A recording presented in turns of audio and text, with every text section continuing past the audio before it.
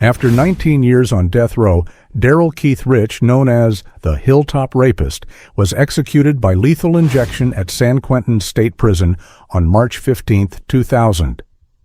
In this video, we will explore every detail of this shocking case from the night the crimes occurred to the investigation, trial, and execution of the man who murdered 3 women and an 11-year-old girl in Redding, California. More specifically, we will delve into the last meal Rich chose, his final words before his life ended, and uncover the story behind this case.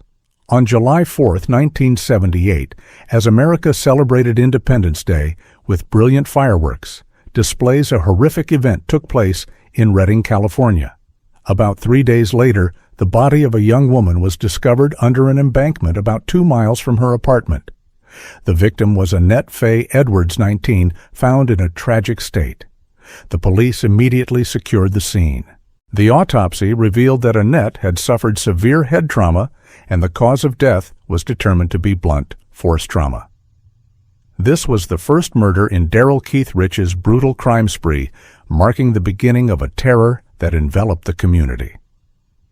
Annette Faye Edwards was a 19-year-old girl with a whole future ahead of her.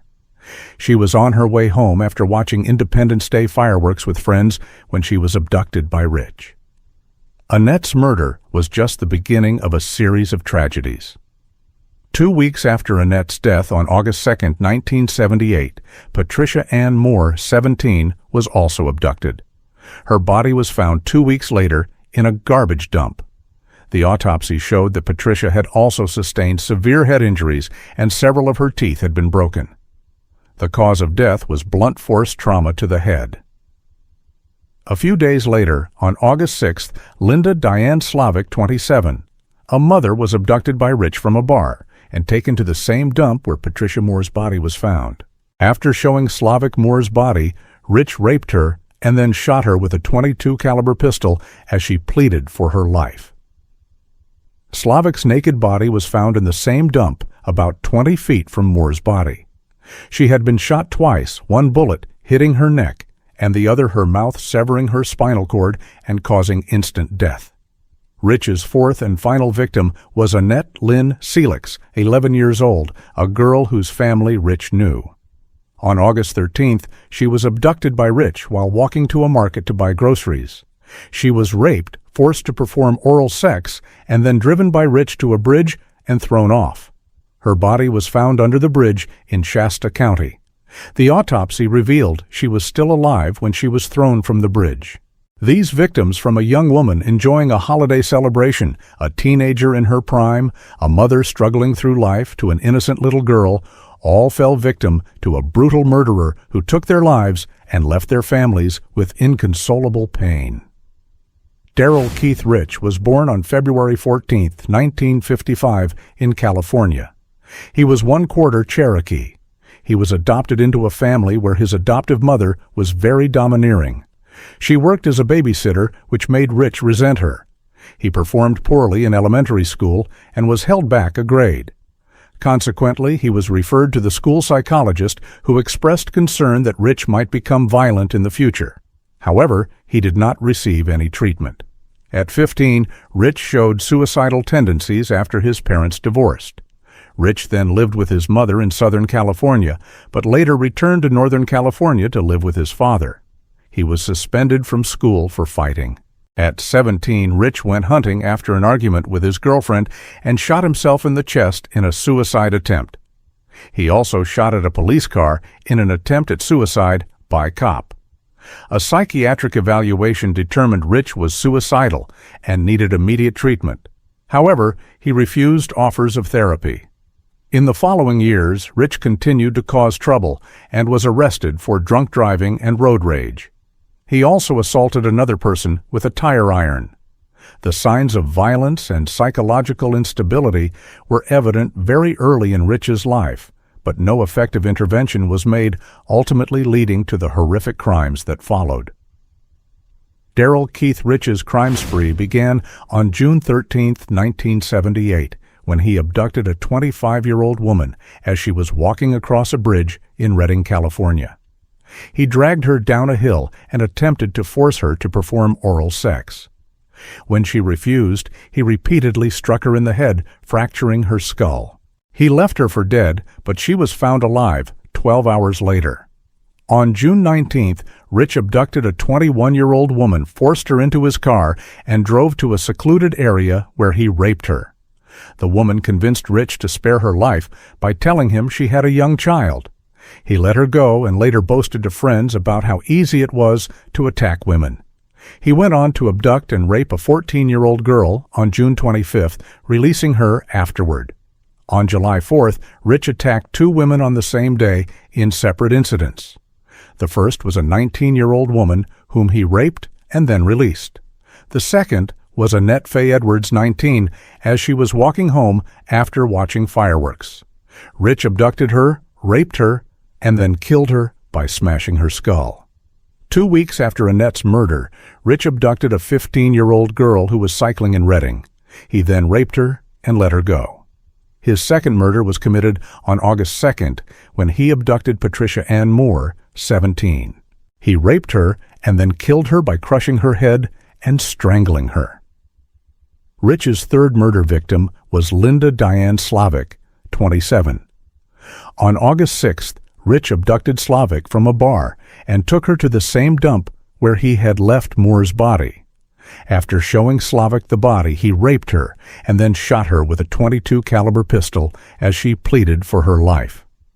Rich later boasted to friends that her last words were, "Don't do it, don't do it." His fourth and final victim was Annette Lynn Salix, 11 years old.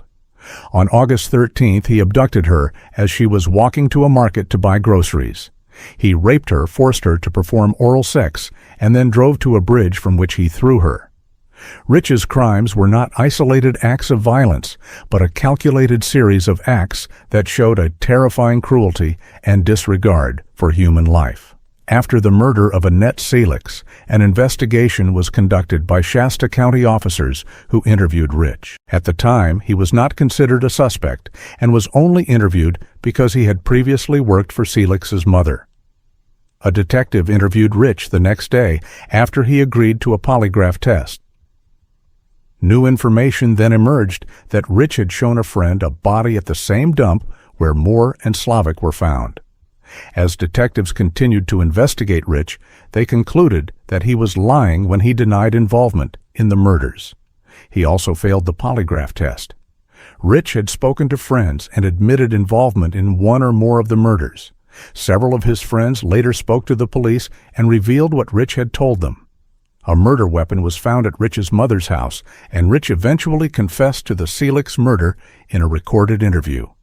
He later confessed to all of his crimes.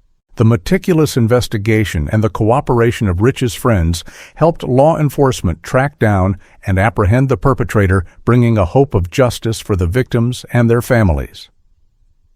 Darrell Keith Rich was charged with 3 counts of first-degree murder with special circumstances and 1 count of second-degree murder, along with numerous other non-capital offenses. On January 23, 1981, Rich was sentenced to death for 2 of the 4 murders. United States Court of Appeals for the Ninth Circuit Judge Michael Daley Hawkins, who reviewed Rich's death penalty. Appeals summarized his crimes clearly. The investigation of the crimes that led to Rich's arrest and trial generated considerable public attention in the community where the crimes occurred, and understandably so. Even for the most jaded, the crimes are almost unimaginably brutal, savage attacks upon young defenseless women, all of whom were sexually assaulted. 5 were also murdered, 2 were beaten to death, a third was shot in the face, and a fourth, an 11-year-old girl, was thrown from a 100-foot-high bridge to her death. 5 other women ranging in age from 14 to 25 were fortunate enough to survive. 4 unhesitatingly identified Rich as their assailant.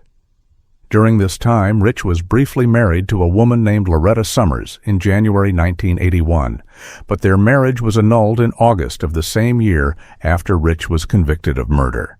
Rich's death sentence was a clear affirmation of the severity of the crimes he had committed, and was justice's response to the brutal acts of the hilltop rapist. The victims' families vehemently opposed any offer of clemency for Rich. Celix's aunt said her sister was haunted by the fact that in her daughter's final moments, her last instinct was to curl into a fetal position, and she constantly relived that moment in her mind. Rich's surviving victims also opposed clemency. One woman said, "He took away my ability to live in peace." Patricia's brother, Burton Adams, said he had only recently learned the details of his sister's rape and murder, and that Rich was getting an easy, quick death. He spoke at Rich's clemency hearing and said, "I think we should take him out to the dump and use rocks. Or maybe a gun, no. A gun is too merciful. What he remembers is raping her and killing her. I want you to take that away from him." Annette's stepfather, David Tidwell, said, "We're wasting our time. Just kill him. He better pray there's no hereafter. If there is, he better hide." On March 15, 2000, at 12:06 a.m., Darrell Keith Rich was executed by lethal injection in the execution chamber at San Quentin State Prison. He was pronounced dead at 12:13 a.m. He was one of 3 people executed in the United States on that same day. Rich declined a last meal, instead consuming only tea broth and Gatorade. His final hours were spent with his spiritual advisors and lawyers. His last word was simply peace. Before his execution, Rich, who claimed to be a reformed man after discovering his Native American heritage, had requested to be allowed to participate in a sweat lodge ceremony, stating it was necessary to purify his soul. As this ceremony would have required several hours and involved the use of a rake, hot rocks, and a shovel, the request was denied on the grounds of being a security risk. The death of Darrell Keith Rich closed a painful chapter for many families, but the pain and loss he caused remain. The case of the hilltop rapist is a chilling reminder of the darkness that can exist in the human soul and the importance of being vigilant and protecting the vulnerable in society. This story is also a testament to the perseverance of the legal system and the resilience of the victims' families in their journey to find justice. Although nothing can compensate for the lives that were lost, the execution of justice provides some solace and brings a measure of peace to those left behind. Let us always raise awareness of the signs of violence and psychological instability, and constantly strive to build a safer society where tragedies like those caused by Darrell Keith Rich no longer happen.